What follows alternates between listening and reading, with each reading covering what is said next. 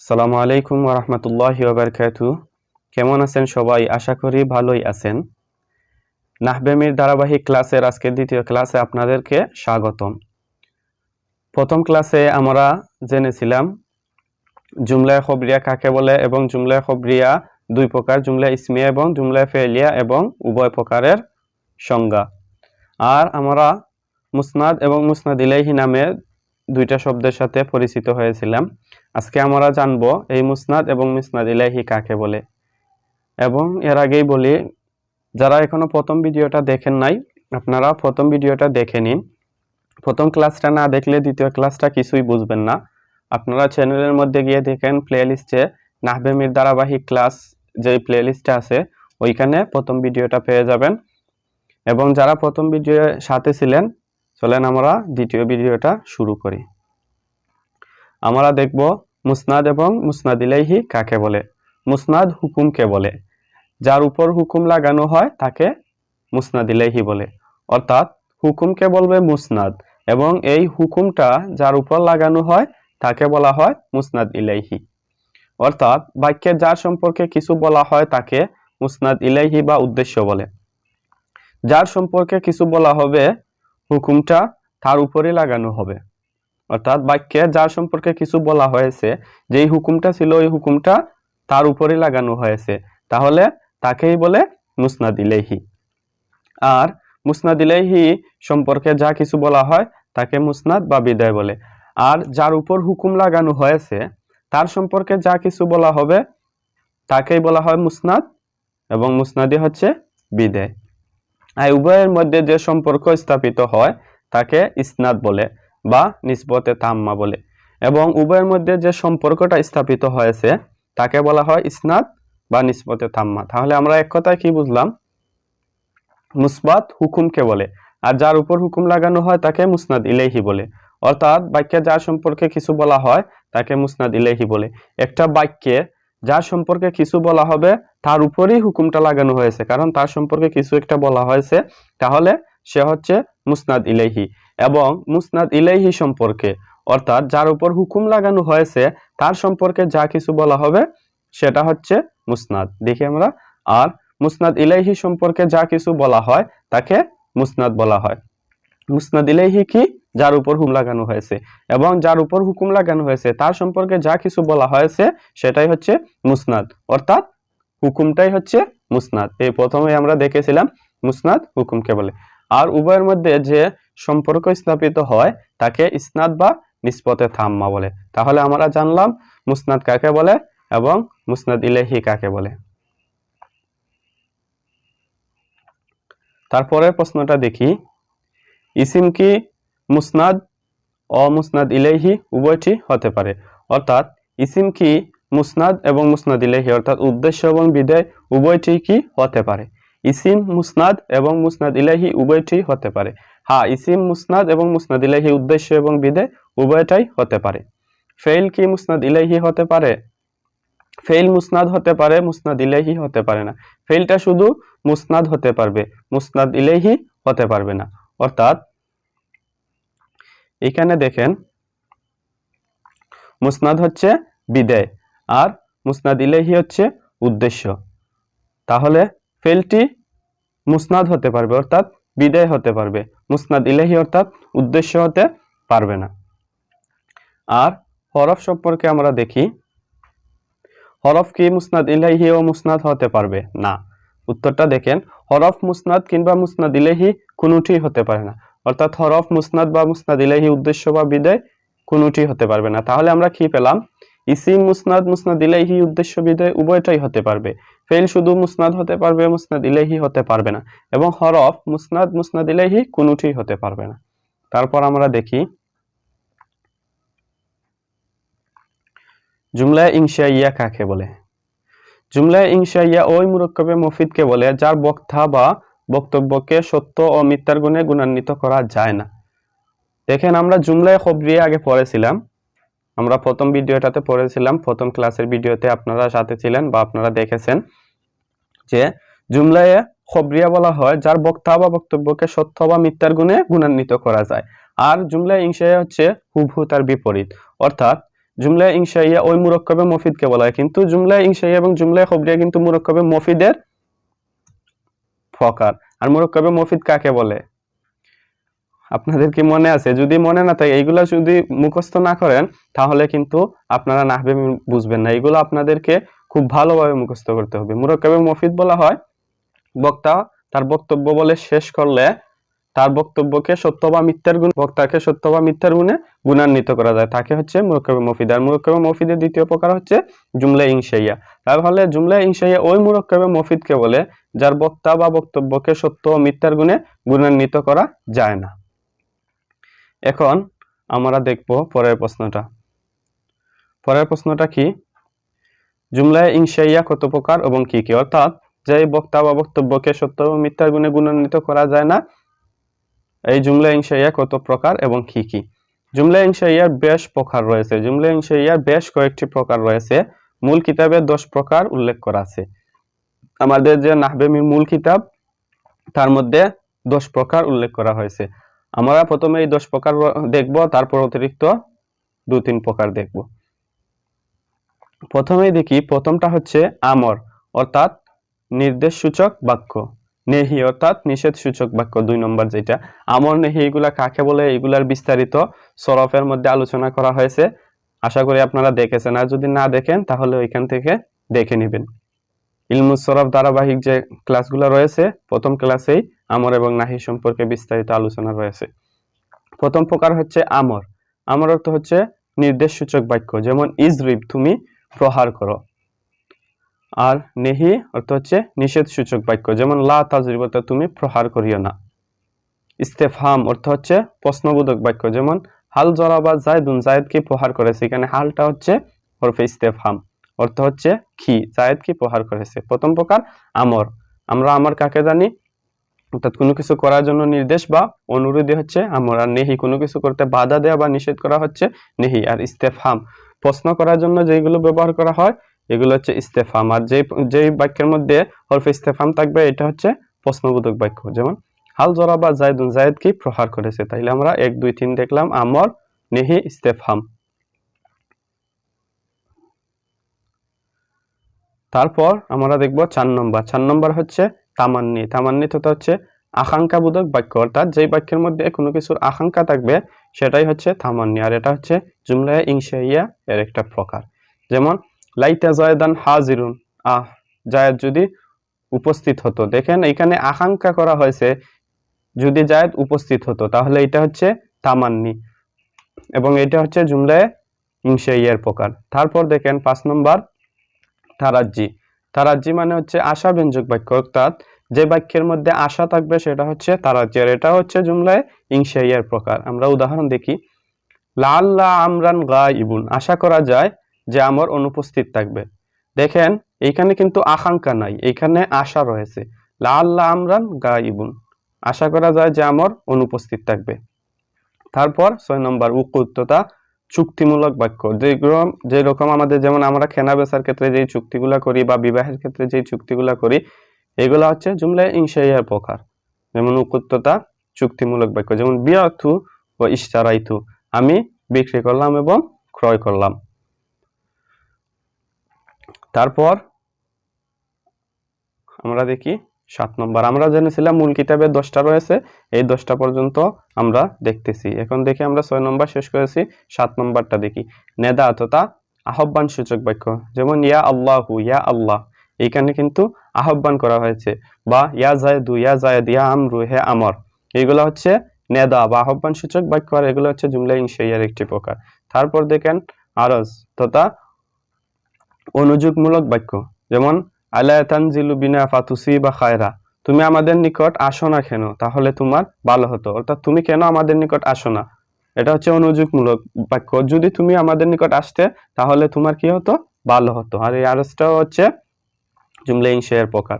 9 নম্বর হচ্ছে কসম তথা শপথমূলক বাক্য, যেমন ওয়াল্লাহি লা আজরিবান্না জায়দান, খুদার কসম আমি জায়েদকে মারবো। এখানে কিন্তু শপথ করা হয়েছে, ওয়াল্লাহি আল্লাহর কসম বা খুদার কসম, লা আজরিবান্না জায়দান আমি জায়েদকে মারবো। লা আজরিবান্না অর্থ হচ্ছে অবশ্যই অবশ্যই আমি জায়েদকে মারবো। তাহলে এটাও হচ্ছে জুমলা ইনশাইয়ার প্রকার। তারপর দেখেন তাআজ্জুব। তাআজ্জুব মানে হচ্ছে আশ্চর্যবোধক বাক্য। আর এই আশ্চর্যবোধক যা বাক্য রয়েছে সবগুলো হচ্ছে জুমলা ইনশাইয়ার প্রকার। যেমন মা আহসানাহু, সে কত সুন্দর। আহসিন বিহি, সে কি চমৎকার। মা আহসানাহু আহসিন বিহি, সে কত সুন্দর, সে কত চমৎকার। এগুলা কিন্তু মানুষ আশ্চর্যবোধক বাক্য বা আশ্চর্যান্বিত হয়ে বলে। তাহলে এগুলা হচ্ছে জুমলা ইনশাইয়ার প্রকার। তাহলে আমরা জুমলা ইনশাইয়া কয় প্রকার পেলাম? 10 প্রকার। আমর, নেহি, ইস্তেফহাম, তামান্নি, তারাজ্জি, উকুদ, নেদা, আরজ, কসম, তাআজ্জুব, এই 10 প্রকার পেলাম। এখন আমরা দেখি পরের প্রশ্ন। এগুলা কিন্তু উদাহরণ সহ মুখস্থ করতে হবে। এগুলা উদাহরণ সহ মুখস্থ করে নেবেন জুমলা ইনশাইয়া কত প্রকার এবং কি কি। বিশেষ করে যারা মাদ্রাসায় পড়েন, এই প্রশ্নগুলো কিন্তু খুবই কমন, পরীক্ষায় আসে, প্রায় সময় পরীক্ষায় আসে এই প্রশ্নটা। আপনারা এটা উদাহরণ সহ ভালোভাবে মুখস্থ করে নেবেন। তারপর দেখি, মূল কিতাবে উল্লেখ করা হয়নি এমন কয়েকটি জুমলা ইনশাইয়ার উদাহরণ সহ উল্লেখ করো। আমি আগেই বলেছিলাম মূল কিতাবে যেই 10টা আছে, এরপরে আমরা আরো অতিরিক্ত কয়েকটা নিয়ে আলোচনা করব। এখানে দেখেন প্রশ্নই আছে। তাহলে উত্তর, কিতাবে উল্লেখ করা হয়নি এমন কয়েকটি জুমলা ইনশাইয়া নিম্নরূপ। 1 নম্বর হচ্ছে দোয়া তথা মঙ্গল বা অমঙ্গল কামনা। যেমন জাযাকাল্লাহু খায়রান, আল্লাহ তাআলা আপনাকে উত্তম পুরস্কার দান করুক। আমরা এখানে দোয়া করলাম আল্লাহ যেন তাকে উত্তম পুরস্কার দান করে। এই দোয়াটাও হচ্ছে জুমলা ইনশাইয়ার প্রকার। কারণ এইখানে দেখেন জুমলা ইনশাইয়া কি, যার বক্তাকে সত্য এবং মিথ্যার গুণে গুণান্বিত করা যায় না। জাযাকাল্লাহু খায়রান, আল্লাহ তাআলা আপনাকে উত্তম পুরস্কার দান করুক। এই কথাটা শোনার পর আপনি কি তাকে সত্য বলতে পারবেন অথবা মিথ্যা বলতে পারবেন? না। সত্য বা মিথ্যা কাকে বলতে পারবেন? যেটা সংবাদ হয়, আর ওইটাই হচ্ছে জুমলায়ে খবরিয়া। আর যেগুলা সংবাদ হয় না, বক্তাকে সত্য মিথ্যার গুণে গুণান্বিত করা যায় না, ওইগুলাই হচ্ছে জুমলা ইনশাইয়া। তারপর দেখেন মাদাহ, প্রশংসা সূচক বাক্য। যেমন নি'মার রাজুলু যায়েদুন, যায়েদ বড় ভালো লোক। এইটা হচ্ছে প্রশংসা, যায়েদের প্রশংসা করা হয়েছে যে যায়েদ বড় ভালো লোক। আর এটা হচ্ছে জুমলা ইনশাইয়ার প্রকার। তারপর হচ্ছে জম, অর্থাৎ নিন্দা জ্ঞাপক বাক্য। যেমন বিসার রাজুলু যায়েদুন, যায়েদ বড়ই খারাপ লোক। আর এইটা হচ্ছে জুমলা ইনশাইয়ার প্রকার। আর এইগুলা হচ্ছে অতিরিক্ত, এইগুলা মূল কিতাবের মধ্যে নাই। তারপর আমরা দেখব তৃতীয় প্রকার, মুরাক্কাবে গায়রে মুফিদের পরিচয় এবং প্রকারভেদ। দ্বিতীয় প্রকার ছিল মুরাক্কাবে মুফিদের পরিচয় এবং প্রকারভেদ। আমরা অনেক প্রকার দেখেছি। এখন দেখব মুরাক্কাবে গায়রে মুফিদের পরিচয় এবং তার প্রকারভেদ। প্রথমে এই প্রশ্নটা দেখি, মুরাক্কাবে মুফিদ কাকে বলে? দেখি আমরা। মুরাক্কাবে মুফিদ ওই মুরাক্কাবকে বলে যার বক্তা তার বক্তব্য বলে শেষ করলে শ্রোতা তা থেকে কোনো খবর বা তলব তথা চাহিদা বুঝতে পারে না। আমরা মুরাক্কাবে মুফিদ কি পড়েছিলাম মনে আছে? মুরাক্কাবে মুফিদটা পড়েছিলাম, ওই মুরাক্কাবকে বলে যার বক্তা তার বক্তব্য বলে শেষ করলে শ্রোতা তা থেকে কোনো খবর বা তলব বুঝতে পারে, অর্থাৎ তলব চাহিদা বুঝতে পারে। আর মুরাক্কাবে গায়রে মুফিদ হচ্ছে মুরাক্কাবে মুফিদের হুবহু সম্পূর্ণ বিপরীত, অর্থাৎ যার বক্তা তার বক্তব্য বলে শেষ করলে শ্রোতা তা থেকে কোনো খবর বা তলব তথা চাহিদা বুঝতে পারে না। আচ্ছা, আমরা এখন দেখি পরের প্রশ্নটা। মুরাক্কাবে গায়রে মুফিদ কত প্রকার এবং কি কি? মুরাক্কাবে গায়রে মুফিদ হচ্ছে 3 প্রকার। মুরাক্কাবে এজাফি প্রথম প্রকার। মুরাক্কাবে এজাফি অর্থ হচ্ছে সম্বন্ধ পদ। যেমন গুলামুজ যায়েদিন, যায়েদের গুলাম। গুলাম হচ্ছে মুজাফ, যায়েদিন হচ্ছে মুজাফ ইলাইহি। এটা হচ্ছে মুরাক্কাবে এজাফি। তো এজাফত হচ্ছে আমরা এগুলা সামনে বিস্তারিত পাবো। মুজাফ কি, মুজাফ ইলাইহি কি, এজাফত কি, এগুলা সামনে পাবো।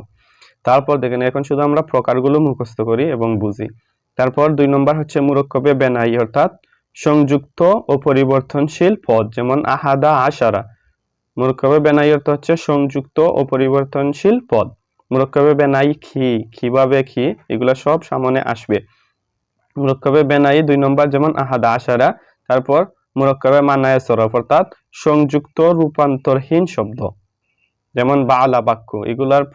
এগুলার সংজ্ঞা এবং বিস্তারিত, এই উদাহরণগুলোরও বিস্তারিত কিভাবে কি, এগুলা সামনে আমরা একে একে করে দেখব। চলেন পরের প্রশ্ন দেখি কি, মুরাক্কাবে এজাফি কাকে বলে এবং মুরাক্কাবে এজাফি এর প্রথম ও দ্বিতীয় অংশকে কি বলে এবং মুজাফ ইলাইহি এর ইআরাব কি হয়? এখানে দেখেন কয়টা প্রশ্ন? 4টা। প্রথম, মুরাক্কাবে এজাফি কাকে বলে। তারপর মুরাক্কাবে এজাফি এর প্রথম অংশ এবং দ্বিতীয় অংশকে কি বলে। আমরা জানি মুরাক্কাব হওয়ার জন্য কমপক্ষে 2 বা ততোধিক অংশ হওয়া প্রয়োজন। কোন একটা অংশ দ্বারা কখনো মুরাক্কাব হয় না, তাহলে অবশ্যই এখানে দুই বা ততোধিক অংশ রয়েছে। তাহলে মুরাক্কাবে এজাফির প্রথম অংশকে কি বলে এবং দ্বিতীয় অংশকে কি বলে, তারপর মুরাক্কাবে এজাফির ইআরাব কি হয়। প্রথমেই আমরা দেখি মুরাক্কাবে এজাফি কাকে বলে। এইটার উত্তর, মুরাক্কাবে এজাফি সম্বন্ধ পদকে বলে। মুরাক্কাবে এজাফি এর প্রথম অংশকে মুজাফ এবং দ্বিতীয় অংশকে মুজাফ ইলাইহি বলে। আমরা পেলাম মুরাক্কাবে এজাফির প্রথম এবং দ্বিতীয় অংশকে কি বলে। তাহলে আমরা বুঝি মুরাক্কাবে এজাফি কাকে বলে। সম্বন্ধ পদকে মুরাক্কাবে এজাফি বলে, অর্থাৎ একটা শব্দকে, একটা অংশকে আরেকটা অংশের সাথে সম্বন্ধ করা হয়। যেই মুরাক্কাব বা যেই বাক্যে সম্বন্ধ থাকবে, অর্থাৎ একটা অংশকে আরেকটা অংশের দিকে সংযুক্ত বা সম্বন্ধ করা হবে, তাকেই বলা হয় মুরাক্কাবে এজাফি। আর মুরাক্কাবে এজাফির প্রথম অংশকে মুজাফ, অর্থাৎ যাকে সম্বন্ধ করা হয় সে মুজাফ, এবং যার দিকে সম্বন্ধ করা হয় তাকে মুজাফ ইলাইহি বলে। এখন আমরা দেখি মুজাফ ইলাইহি এর ইআরাব কি হয়। ইআরাব কি এটা আমরা সামনে পাবো। ইআরাব কাকে বলে, ইআরাব কি, এখন দেখি আমরা মুজাফ ইলাইহি এর ইআরাব কি হয়।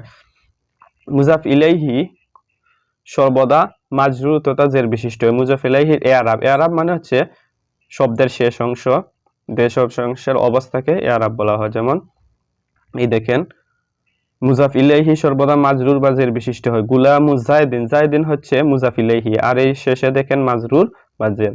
তাহলে মুরাক্কাবে এজাফি এইটা কিন্তু ফিক্সড, এই নিয়মটা, এই রুলসটা সব সময় মুজাফ ইলাইহি এর শেষে মাজরুর হবে। যেমন গুলামু জায়দিন, জায়েদের গুলাম, এখানে গুলাম শব্দটা মুজাফ, আমি আগেই বলেছিলাম যাকে সম্বন্ধ করা হয় সে মুজাফ। গুলামকে সম্বন্ধ করা হয়েছে কার দিকে, জায়েদের দিকে, আর জায়েদটা হচ্ছে মুজাফ ইলাইহি। আশা করি বুঝেছেন। আর বলতেছি, যারা কোনো জিনিস বুঝবেন না আপনারা অবশ্যই কমেন্টের মধ্যে জানাবেন, আপনাদেরকে কমেন্টে বুঝিয়ে দেওয়া হবে, অথবা আপনাদের প্রশ্নের উপর ভিত্তি করে আমাদের যে প্রশ্ন উত্তর পর্ব রয়েছে ওইখানে বিস্তারিত বুঝিয়ে একটা ভিডিও বানিয়ে আপলোড দেওয়া হবে। আপনারা কমেন্টে বলবেন, এবং ভিডিও যদি দেখেন আপনাদের কোনো উপকারে আসছে তাহলে বলতেছি চ্যানেলটা অবশ্যই সাবস্ক্রাইব করবেন এবং লাইক কমেন্ট করে পাশে থাকবেন। আর অবশ্যই কমেন্ট করে জানাবেন ভিডিওটা দ্বারা আপনারা বুঝতে পারতেছেন কিনা, না উপকার হচ্ছে কিনা, এটা অবশ্যই জানাবেন। এখন দেখি এজাফত, মুজাফ ও মুজাফ ইলাইহি কাকে বলে। এখানে দেখেন তিনটা জিনিস, প্রথমত এজাফত, তারপর মুজাফ, তারপর মুজাফ ইলাইহি। এগুলা কাকে বলে এক এক করে দেখি। একটি ইসিমকে অন্য একটি ইসিমের সাথে সম্বন্ধ করাকে এজাফত বলে। আগেই বলেছিলাম একটাকে অন্যটার সাথে সম্বন্ধ করাকে মুরাক্কাবে এজাফি বলা হয়, আর এটাই হচ্ছে এজাফত। একটি ইসিমকে অন্য একটি ইসিমের সাথে সম্বন্ধ করাকে এজাফত বলে। যে ইসিমকে এজাফত করা হয়, অর্থাৎ যে ইসিমকে সম্বন্ধ করা হয় তাকে মুজাফ, আর যার সাথে সম্বন্ধ করা হয় তাকে মুজাফ ইলাইহি বলে। আমরা আগের উদাহরণটা দেখি। এই দেখেন, একটি ইসিমকে অন্য একটি ইসিমের সাথে সম্বন্ধ করাকে এজাফত বলে। গুলামু জায়দিন, উভয়টা ইসিম, গুলামও ইসিম, জায়দিনও ইসিম। একটা ইসিমকে দ্বিতীয় ইসিমের সাথে অন্য একটা ইসিমের সাথে এজাফত করা হচ্ছে এজাফত, অর্থাৎ সম্বন্ধ করা হচ্ছে এজাফত। আর যে ইসিমকে এজাফত করা হয় তাকে মুজাফ বলে। গুলামকে এজাফত করা হচ্ছে, প্রথম যেটা থাকবে এটা মুজাফ, অর্থাৎ এটাকে সম্বন্ধ করা হবে, এটা হচ্ছে মুজাফ। আর যার সাথে সম্বন্ধ করা হয় তাকে মুজাফ ইলাইহি বলে। কার সাথে সম্বন্ধ করা হয়েছে, জায়েদের সাথে, তাহলে জায়েদটা হচ্ছে মুজাফ ইলাইহি। এইটা হচ্ছে মুরাক্কাবে এজাফি তথা এজাফত। যাকে সম্বন্ধ করা হয়েছে, গুলামকে সম্বন্ধ করা হয়েছে, গুলাম মুজাফ। যার দিকে সম্বন্ধ করা হয়েছে, জায়েদের দিকে সম্বন্ধ করা হয়েছে, জায়েদ হচ্ছে মুজাফ ইলাইহি। অর্থাৎ মুজাফ এবং মুজাফ ইলাইহি মিলে মুরাক্কাবে এজাফি, এটা হচ্ছে তারকিব। তারকিব নিয়ে যদি আপনাদের কারো কোনো সমস্যা থাকে তাহলে অবশ্যই কমেন্টে জানাবেন, আমি তারকিবের উপর আলাদা ভিডিও বানানোর চেষ্টা করব। খুবই সহজভাবে বুঝিয়ে দিব তারকিব কিভাবে করতে হয়, নিয়মগুলা কি, সিস্টেমগুলা কি।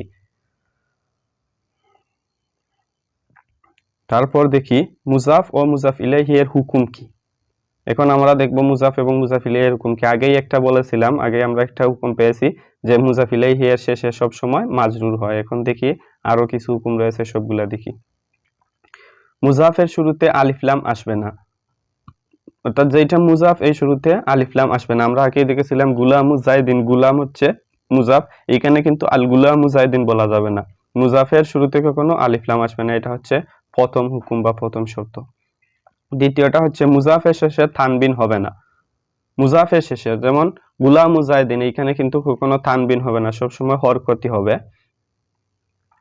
তৃতীয়টা দেখি, দ্বিতীয়টা পেলাম আমরা মুজাফের শেষে তানবিন হবে না। তৃতীয়টা এজাফতের সময় তাসনিয়া ও জমা মুজাক্কারে সালিমের নুন থাকবে না।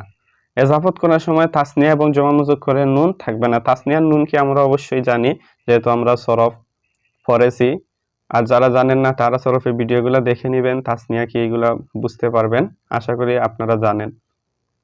আর মুজাক্কারে জমা মুজাক্কারে সালিমের নুন, জমা মুজাক্কারে সালিম কি এটা আমরা সামনেই পাবো, এই জন্য এখানে আর বলতেছি না। তাহলে এখানে বলেন এই তাসনিয়া যেমন নুন আছে, জমা মুজাক্কারে সালিমের নুন আছে, তাহলে এজাফতের সময় এই নুনটা থাকবে না। আর এগুলা কিন্তু আমরা সামনে পাবো, একটু পরে পাবো জমা মুজাক্কারে সালিম কাকে বলে।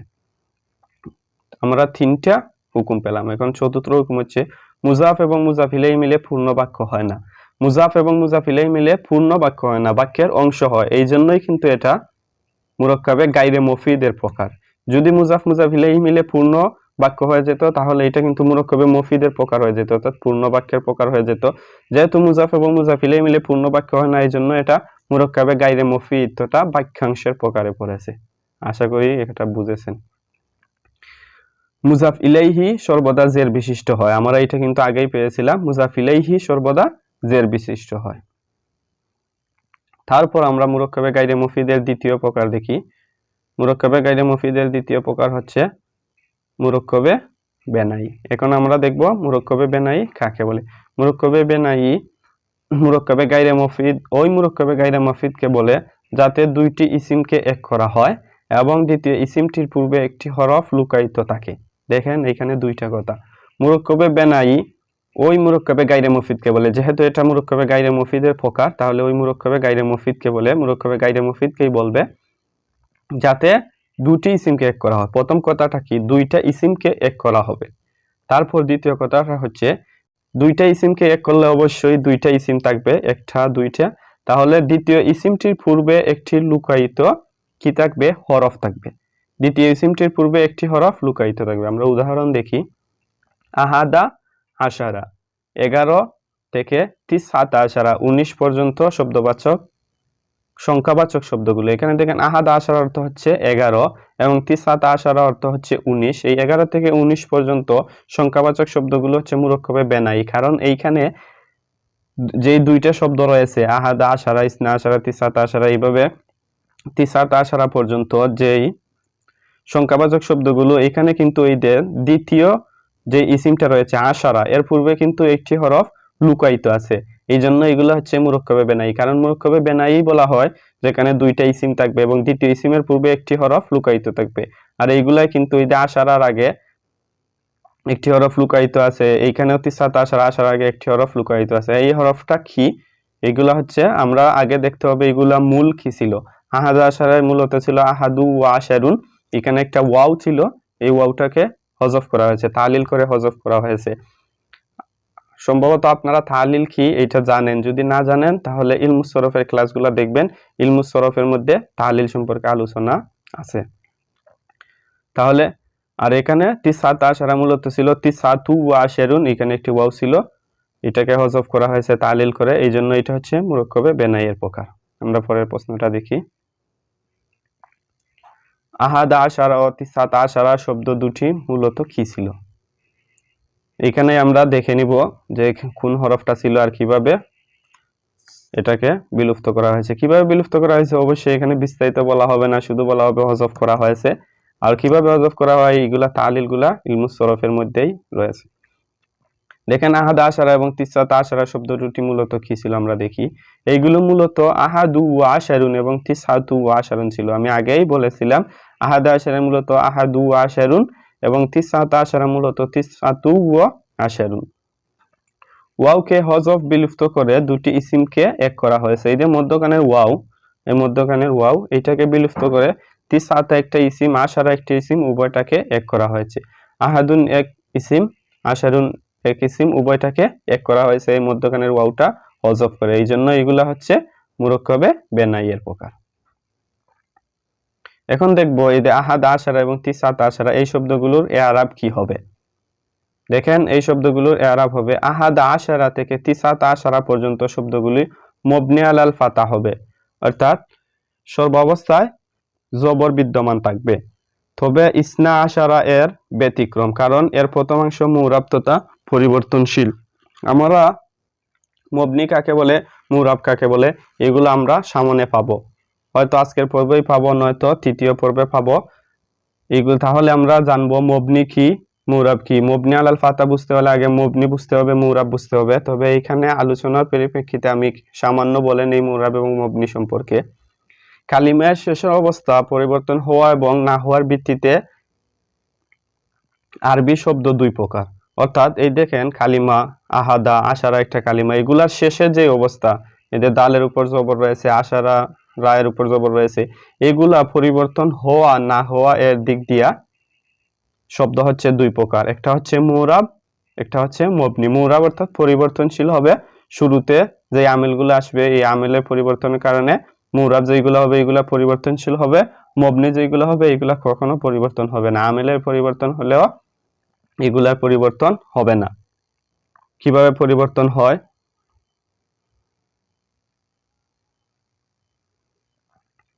তাহলে মুরাব কাকে বলে? মুরাব ওই শব্দকে বলে যার পূর্বে বিভিন্ন ধরনের আমেল আসার কারণে তার শেষের অক্ষর বিভিন্ন রূপ ধারণ করে, অর্থাৎ মুরাবের পূর্বে বিভিন্ন ধরনের আমেল আসার কারণে তার শেষে বিভিন্ন ধরনের রূপ ধারণ করবে। এবং মবনি যেগুলো আছে এগুলা কখনো পরিবর্তন হবে না, অপরিবর্তনশীল থাকবে, চাই যেগুলাই সামনে যেই ধরনের আমেলে আসুক না কেন। আর এইগুলা নিয়ে এখানে বলার প্রয়োজন নাই, আমরা সামনে বিস্তারিতভাবে জানতে পারবো এবং তখন আমাদের বুঝতেও সহজ হবে। এখন আমাদের বুঝতে কিছুটা কঠিন হবে, তবে এইখানে যেহেতু মুরাব মবনি আলোচনা এসেছে এই জন্য আমি বলে দিলাম যাতে বুঝতে কিছুটা সহজ হয়, এই বিষয়গুলো বুঝতে কিছুটা সহজ হয়। আর এইগুলা কিন্তু সহজই, মুরাব এবং মবনি এক কথায়। মুরাব হচ্ছে তার পূর্বে যাই আসুক তার শেষে কোনো পরিবর্তন হবে, যে কোনো ধরনের পরিবর্তন হবে, এটা হচ্ছে মুরাব। আর মবনি হচ্ছে শুরুতে যেই আমেল যাই আসুক না কেন শেষ কখনো পরিবর্তনশীল হবে না। তাহলে দেখেন আহাদা আশারা এবং তিসাতা আশারা শব্দ সংখ্যাগুলি মবনি আলাল ফাতা, অর্থাৎ কোনো পরিবর্তন হবে না। তাহলে কিরকম থাকবে? সব সময় জবর থাকবে। ফাতা অর্থ হচ্ছে জবর, সর্বাবস্থায় জবর বিদ্যমান থাকবে। দেখেন তিসাতা শেষে জবর, আশারা শেষে জবর, আহাদা জবর, আশারা জবর, এগুলা মবনি আলাল ফাতা হবে। তবে ইসনা আশারা অর্থাৎ 12 যেই সংখ্যাটা, এটা হচ্ছে ব্যতিক্রম, কারণ এর প্রথম অংশ মুরাব, এই যে ইসনা রয়েছে এটা হচ্ছে মুরাব। কেন মুরাব হয়, কেন মবনি হয়, এগুলো আমরা সামনে পাবো। এখন আমরা এর পরের প্রশ্নটা দেখি। পরের প্রশ্নটা হচ্ছে মুরাক্কাবে মানায়ে সরফ কাকে বলে? মুরাক্কাবে মানায়ে সরফ হচ্ছে মুরাক্কাবে গায়রে মুফিদের তৃতীয় তথা শেষ প্রকার। আচ্ছা, আমরা দেখি কাকে বলে। মুরাক্কাবে মানায়ে সরফ ওই মুরাক্কাবে গায়রে মুফিদকে বলে যাতে দুইটি ইসিমকে এক করা হয় কিন্তু দ্বিতীয় ইসিমের পূর্বে কোনো হরফ লুকায়িত থাকে না, অর্থাৎ এটা সম্পূর্ণ মুরাক্কাবে বিনায়ের বিপরীত। মুরাক্কাবে বিনায়ের মধ্যে দুইটা ইসিমকে এক করা হবে কিন্তু দ্বিতীয় ইসিমের পূর্বে কোনো একটা হরফ তথা কোনো একটা অক্ষর লুকায়িত থাকবে। কিন্তু মুরাক্কাবে মানায়ে সরফের মধ্যে ঠিকই দুইটা ইসিমকে এক করা হবে কিন্তু দ্বিতীয় ইসিমের পূর্বে কোনো হরফ লুকায়িত থাকবে না। যেমন ধরেন উদাহরণ দেখেন, বালা বাক্কু একটি শহরের নাম। এখানে কিন্তু বালা একটা শব্দ, বাক্কু একটা শব্দ, দুইটা শব্দকে এক করা হয়েছে, এটা হচ্ছে একটি শহরের নাম। আর বাক্কু এর পূর্বে কোনো কি ছিল না, হরফ ছিল না, এটা হচ্ছে মুরাক্কাবে মানায়ে সরফ। এখন দেখি এগুলার আমেল কি হবে। অধিকাংশ আলেমদের মতে মুরাক্কাবে মানায়ে সরফের প্রথম অংশ মবনি আলাল ফাতা হবে, অর্থাৎ এই যে বালা প্রথম অংশটা কি হবে, মবনি আলাল ফাতা হবে, সব সময় জবর হবে, জবরের উপর পরিবর্তনশীল থাকবে। এবং দ্বিতীয় অংশ মুরাব হবে, অর্থাৎ দ্বিতীয় অংশ আমেল অনুযায়ী পরিবর্তন হবে। এখন আমরা বালা বাক্য দেখলাম একটি শহরের নাম, আমরা দেখি বালা বাক্য অর্থ কি এবং কেন এই শহরের নাম এইটা দিয়ে রাখা হয়েছে। আসলে বালা বাক্য কিন্তু খুবই একটু সামান্য হলে একটু ভিন্ন রকম কেমন যেন শব্দ। আচ্ছা, আমরা দেখি এটা কি। শহরের নাম বালা বাক্কু ও হাজারা মাউতু রাখা হলো কেন? আমরা আগে বালা বাক্কু পেয়েছিলাম, সেম আরেকটা শহর আছে, শহরের নাম হচ্ছে হাজারা মাউতু, যেটাও কোনো কারণে রাখা হয়েছে বালা বাক্যের মতো। আমরা উভয়টি দেখব কেন রাখা হয়েছে। দেখেন বালা বাক্কু এটি দুইটি শব্দের সমন্বয়ে গঠিত, অর্থাৎ দুইটা ইসিমের সমন্বয়ে গঠিত। বালুন একটি মূর্তির নাম, প্রথম ইসিমটা বালুন একটি মূর্তির নাম এবং বাক্কুন এক বাদশাহের নাম। দুইটা শব্দ এখানে, বালা একটা শব্দ তথা এই ইসিম, এইটা বাক্কুন একটা শব্দ, এটা হচ্ছে ইসিম। আর বালা অর্থ হচ্ছে একটা মূর্তির নাম আর বাক্কুন একটা বাদশাহর নাম। সে বাদশাহ ওই মূর্তির পূজা করত। পরবর্তীতে তার এবং মূর্তির নাম চিরস্মরণীয় করে রাখার জন্য এই শহরের নাম করা হয়েছে বালাবাক্কু। অর্থাৎ কোনো একটা শহরে, একটা গল্পের মতো কোনো একটা শহরে একটা মূর্তি ছিল এবং একটা বাদশাহ ছিল। মূর্তির নাম ছিল বালা, বাদশার নাম ছিল বাক্কুন। অতঃপর আর ওই বাদশাহ ওই মূর্তির পূজা করতো সব সময়, এবং পরবর্তীতে তাদের নাম স্মরণীয় করে রাখার জন্য বাদশার নাম এবং মূর্তির নাম দিয়ে শহরের নাম রাখা হয়েছে বালাবাক্কু। এখন দেখি হাজারা মাউথু, এইটিও দুটি শব্দের সমন্বয়ে গঠিত। হাজারা অর্থ হচ্ছে উপস্থিত হয়েছে এবং মাউথুন অর্থ হচ্ছে মৃত্যু, যা আমরা সবাই জানি। তাহলে হাজারা মাউথু অর্থ হচ্ছে মৃত্যু উপস্থিত হয়েছে। তাহলে এইটা কেন রাখা হলো? জনৈক ব্যক্তি প্রতিমধ্যে আকস্মিকভাবে মারা যাওয়ার কারণে সেই স্থানটি হাজারা মাউথু নামে প্রসিদ্ধ করা হয়। অর্থাৎ এই জায়গায়, যে জায়গার নাম হাজারা মাউথু রাখা হয়েছে, কোনো এক ব্যক্তি হঠাৎ করে আকস্মিকভাবে আশ্চর্যজনিতভাবে কি হয়েছিল? মৃত্যুবরণ করেছে। আর এই কারণেই ওই ব্যক্তিটা যে জায়গায় মৃত্যুবরণ করেছে ওই জায়গার নাম রাখা হয়েছে হাজারা মাউথু, এবং ওই নামে ওইটা প্রসিদ্ধ হয়ে গেছে। তারপর আমরা পরের প্রশ্নটা দেখি। মুরক্কবে গায়রে মুফিদের উপরে উল্লেখিত প্রকার ছাড়াও আর কোনো প্রকার আছে কিনা? মুরক্কবে গায়রে মুফিদের আমরা 3টা প্রকার পেলাম। এই 3 প্রকার ব্যতীত আর কোনো প্রকার আছে কিনা এখন আমরা দেখব। উত্তর, মুরক্কবে গায়রে মুফিদের আরো কয়েকটি প্রকার রয়েছে। হ্যাঁ, এই 3 প্রকার ব্যতীত আরো কয়েকটি প্রকার রয়েছে। এখন আমরা দেখি। প্রথম প্রকার মুরক্কবে তাওসুফি। মুরক্কবে তাওসুফি কি দেখি? যা মৌসুফ এবং তার সিফত দ্বারা গঠিত হয়। মুরক্কবে তাওসুফ বলা হয় যা মৌসুফ এবং সিফতের দ্বারা কি হয়? গঠিত হয়। মৌসুফ বলা হয় যার গুণ বর্ণনা করা হয়, এবং সিফত বলা হয় ওই গুণটিকে। এটা আমরা সামনে অবশ্যই পাবো হয়তো। মৌসুফ মানে হচ্ছে, এখানে আমি বলে নেই, মুরক্কবে তাওসুফি যা মৌসুফ এবং সিফত দ্বারা গঠিত হয়। তাহলে সিফতটা হচ্ছে গুণ। আমরা হয়তো শুনেছি সিফত শব্দের অর্থ হচ্ছে গুণ। সিফত শব্দের অর্থ হচ্ছে গুণ, আর যার গুণ বর্ণনা করা হবে সে হচ্ছে মাউসুফ। আচ্ছা, তাহলে আমরা জানলাম মুরক্কবে তাওসুফি যা মৌসুফ এবং সিফত দ্বারা গঠিত হয়। উদাহরণ দেখি, যেমন রাজুলুন আলিমুন। এখানে ব্র্যাকেটের মধ্যে কি আছে?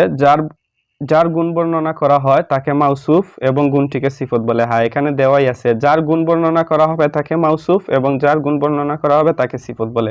তাহলে এখানে দেখেন রাজুলুন আলিমুন অর্থ হচ্ছে ব্যক্তিটি জ্ঞানী। এখন আপনারা দেখেন তো, আপনারা নিজে নিজে একটু ভাবেন কোনটা মাউসুফ হবে, কোনটা সিফত হবে।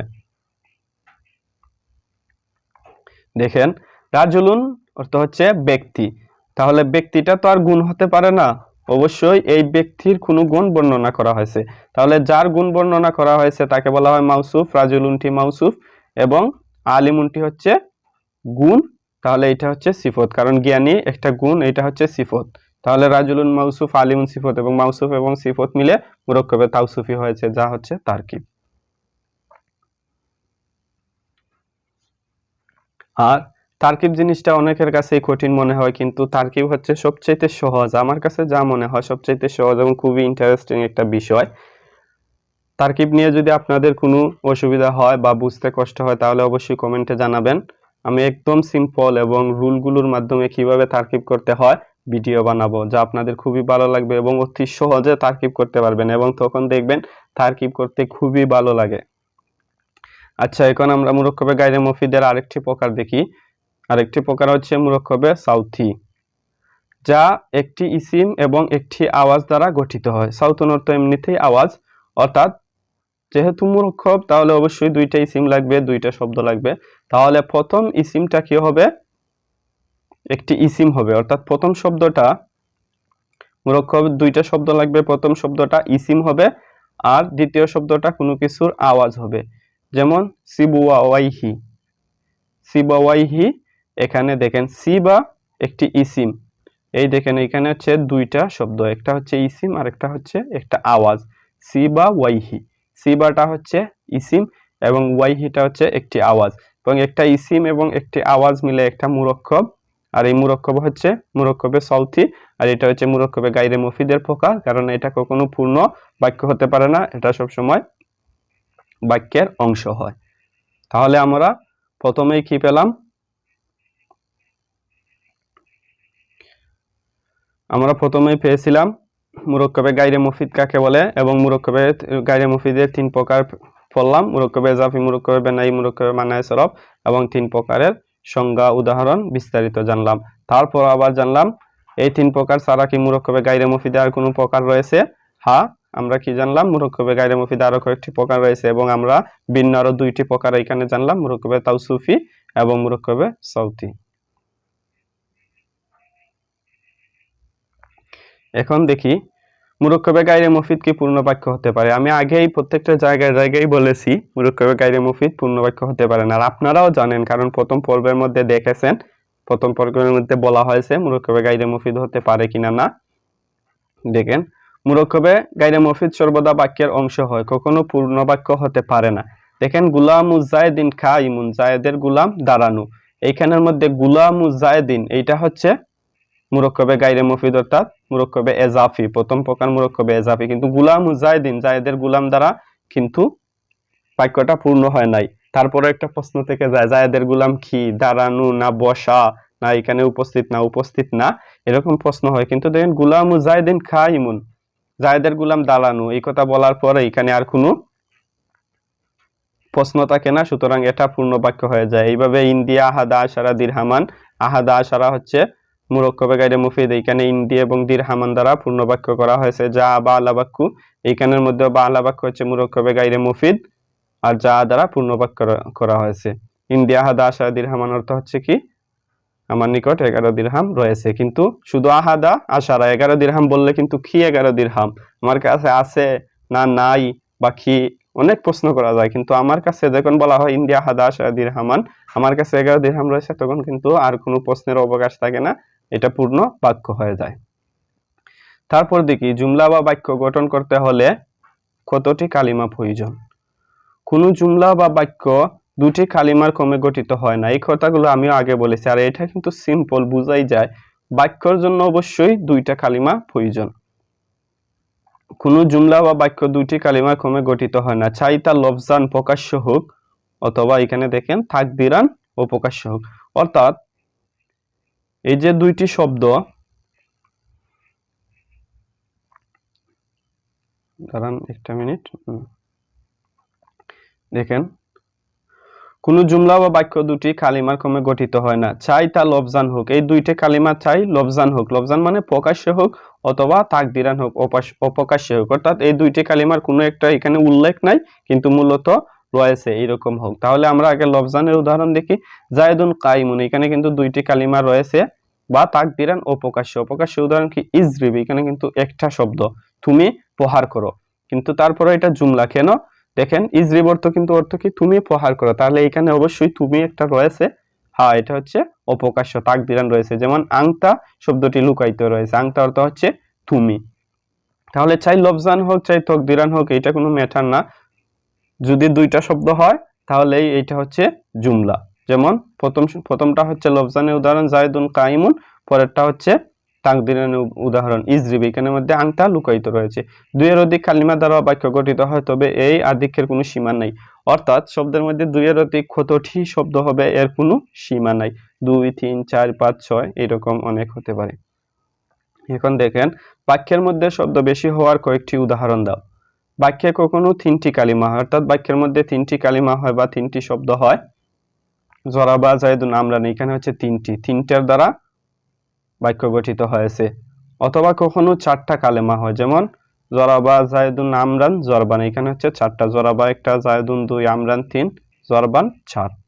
কখনো 5টা কালিমা হয়, যেমন জরাবা জায়দুন আমরান জরবান শাদিদান, 1, 2, 3, 4, 5। তাহলে বাক্যের মধ্যে বেশি কালিমা কখনো 3টা হয়, কখনো 4টা হয়, কখনো 5টা হয়, আবার কখনো তার চেয়েও বেশি হয়, বেশির কোনো সীমা নেই। এখন আমরা দেখি জুমলা বা বাক্যের মধ্যে শব্দের সংখ্যা বেশি হলে কয়টি কাজ করলে বাক্যের সঠিক অর্থ জানা যাবে।